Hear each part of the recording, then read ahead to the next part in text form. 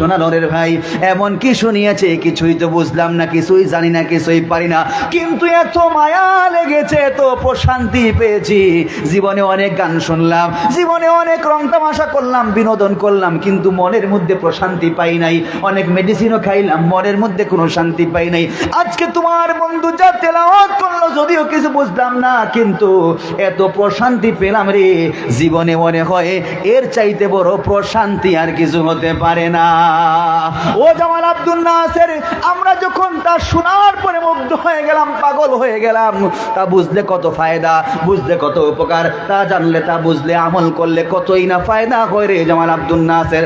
আর দেরি করতে চাই না রে ও জামাল আব্দুল নাসের, এবার আমরা কালেমা পড়ে মুসলমান হয়ে যেতে চাই। লা ইলাহা ইল্লাল্লাহ, লা ইলাহা ইল্লাল্লাহ, লা ইলাহা ইল্লাল্লাহ।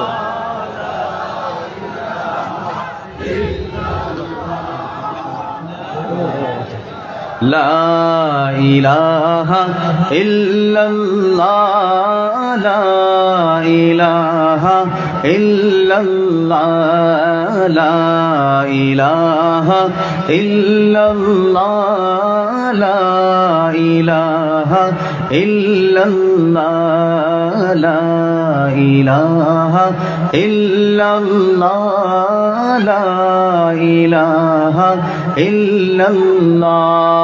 ये दौर अपनी बराहीम की तलाश में है,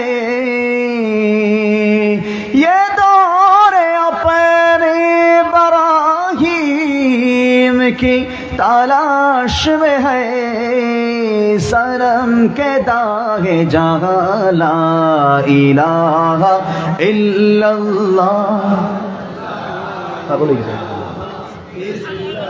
লা ইলাহা ইল্লাল্লাহ, লা ইলাহা ইল্লাল্লাহ।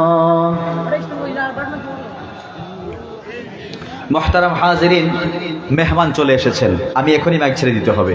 যেহেতু মেহমান চলে এসেছেন, মেহমানকে বসিয়ে রাখা প্রতিদিন বয়ান করা যায় না। আমি এখনই মাইক ছেড়ে তার আগে একটা মেসেজ দিয়ে যাই। শুনুন একটা কথা, আমরা ইতিপূর্বে অনেক মাহফিল মাজিস করেছিলাম, দেখা যায় অনেক সময় ইন্টারফেয়ার হয়, বাধা আপত্তি আসে, প্রতিবন্ধকতা আসে। এবার বলতে চাই, অনেক নির্যাতন নিপীড়ন আমরা সহ্য করেছি, অনেক প্রকার নিপীড়নের শিকার হতে হয়েছে, মামলা মোকদ্দমার শিকার হতে হয়েছে, অনেক ওলামায়ে কেরাম 14 শিকের জেল খেটেছিলেন। এবার বলতে চাই, আগামীতে যে গভর্নমেন্ট আসবে, যদি ওলামায়ে কেরামদের লাগাম টেনে ধরে, এই সকল মাহফিলে মাজলিসে দিনী প্রতিষ্ঠানে ইন্টারফেয়ার হয়, প্রতিবন্ধকতা হয়, আর বসে থাকার দরকার নাই, সময় নাই, প্রস্তাব নাই, অনশন নাই, মিছিল নাই, মিটিং নাই, একটাই দাবি, একটাই কথা, একটাই সিকোয়েন্স। যদি কোনো প্রকার কোন লাগাম টেনে ধরা হয়, ওলামায়ে কেরাম এবং নিপীড়ন নির্যাতন করা হয়, গোটা বাংলায় আগুন লেগে যাবে, উত্তাল হয়ে যাবে, গোটা বাংলা আগুন জ্বলে যাবে।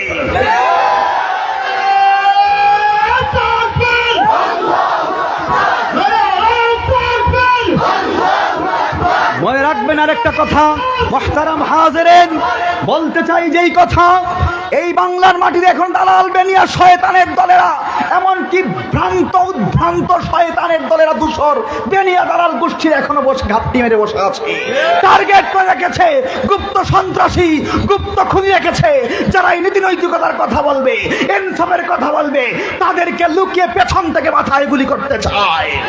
সুতরাং দাদাবাবুকে সন্তুষ্ট করা, ভারতীয় আগ্রাসন যত প্রকার যত শয়তান দূষররা আছে, তাদেরকে এই বাংলা থেকে উৎখাত করে গোটা বাংলার মাটিকে পবিত্র করার দরকার, পবিত্র করার দরকার রয়েছে। ভ্রান্তবাদী, তাহরিফকারী, বিকৃতকারী আরেক শয়তানের দল নবীর শানে গুস্তাখি করে, নবীর শানে বেয়াদবি করে, এখনো বাংলার মাটিতে মুসলমান পরিচয় দিয়ে রয়েছে।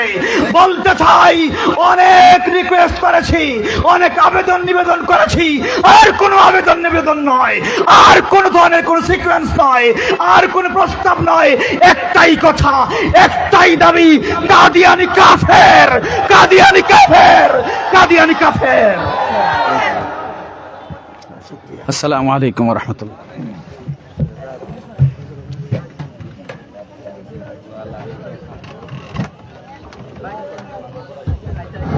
আলহামদুলিল্লাহ